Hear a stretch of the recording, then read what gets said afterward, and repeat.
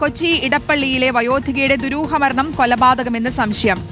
കോണേക്കര സ്വദേശി വനജയെയാണ് ഇന്നലെ രാത്രി കിടപ്പുമുറിയിൽ ചോര വാർന്ന് മരിച്ച നിലയിൽ കണ്ടെത്തിയത്. ശരീരത്തിൽ മുറിവുകളുണ്ടായിരുന്നു. മൃതദേഹത്തിന് സമീപത്ത് നിന്ന് കത്തിയും കണ്ടെത്തിയിട്ടുണ്ട്. സജോ ദേവസ്യ കൂടുതൽ വിവരങ്ങൾ നൽകാൻ ചേരുകയാണ്. സജോ, ഇതിപ്പോൾ കൊലപാതകമാണെന്നുള്ള സംശയം ഒരു ബലപ്പെടുന്നത് ഏത് സാഹചര്യത്തിലാണ്? പോലീസിന് ലഭിച്ചിട്ടുള്ള തെളിവുകൾ ഈ ഘട്ടത്തിൽ എന്തൊക്കെയാണ്? കൊലപാതകമാണെന്ന് സംശയിക്കാൻ കഴിയുന്ന ദുരൂഹ സാഹചര്യങ്ങൾ ഉണ്ട് എന്നാണ് ഇതിൽ ഏറ്റവും പ്രധാനം. അതേസമയം ശാസ്ത്രീയ പരിശോധനാ ഫലത്തിലൂടെ മാത്രമേ എന്താണ് സംഭവിച്ചതെന്ന് യഥാർത്ഥത്തിൽ സ്ഥിരീകരിക്കാൻ കഴിയുകയുള്ളൂ.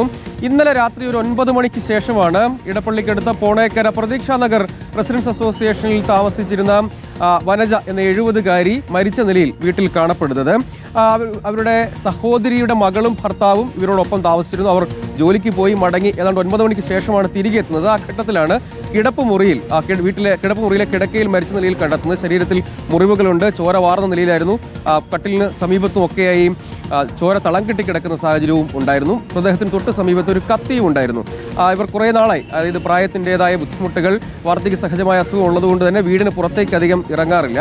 ഗേറ്റ് പൂട്ടുമ്പോഴും വീടിലെ മറ്റു വാതിലുകളൊന്നും, അതായത് എളുപ്പത്തിൽ തുറക്കേണ്ടതും മറ്റും ഉള്ളതുകൊണ്ട് അവരൊപ്പം താമസിക്കുന്ന സഹോദരിയുടെ മകളും ഭർത്താവും വീടിന്റെ വാതിലുകളൊന്നും പൂട്ടാതെയാണ് പോവുക.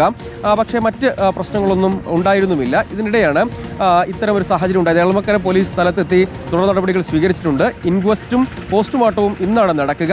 അപ്പോൾ മറ്റ് വിശദമായ പരിശോധനകൾ കൂടി നടക്കുന്നുണ്ട്. അങ്ങനെ ഈ പോസ്റ്റ്മോർട്ടം കൂടി പൂർത്തീകരിച്ചാൽ മാത്രമേ എന്താണ് യഥാർത്ഥത്തിൽ സംഭവിച്ചതൊപ്പം മറ്റ് തെളിവുകൾ കൂടി ശേഖരിക്കേണ്ടതുണ്ട്. എളമക്കര പോലീസ് പറയുന്നത് അങ്ങനെ സംശയിക്കുന്നുണ്ട്. കാരണം അവരൊരു റിട്ടയർഡ് അധ്യാപികയാണ്. അവർ ഒറ്റയ്ക്കായിരുന്നു ഈ സംഭവം നടക്കുമ്പോൾ ഉണ്ടായിരുന്നത്. മറ്റാരും പരിസരത്ത് ഉണ്ടായിരുന്നില്ല. എന്താണ് യഥാർത്ഥത്തിൽ സംഭവിച്ചത് എന്നത് വിശദമായ പരിശോധനയ്ക്ക് ശേഷമേ വ്യക്തമാവുകയുള്ളൂ.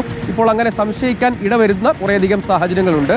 അതല്ല, രണ്ട് കാര്യങ്ങളാണുള്ളത്. ഒന്നുകിൽ കൊലപാതകം അല്ലെങ്കിൽ ആത്മഹത്യ. രണ്ടിലേതാണ് എന്നത് പോസ്റ്റ്മോർട്ടം റിപ്പോർട്ടിലൂടെയും അല്ലാതെ സമീപത്തെ മറ്റ് CCTV ദൃശ്യങ്ങളൊക്കെ പരിശോധിക്കാനുള്ള ശ്രമവും നടത്തുന്നുണ്ട്. അങ്ങനെ എന്തെങ്കിലും ഒരു സാധ്യതയുണ്ടോ? ആ സംശയ ദൂരീകരണം വേണ്ടതുണ്ട്. അതുകൊണ്ട് വിശദമായ അന്വേഷണം ഇതിനകം ആരംഭിച്ചതായി എളമക്കര പോലീസ് വ്യക്തമാക്കുന്നു.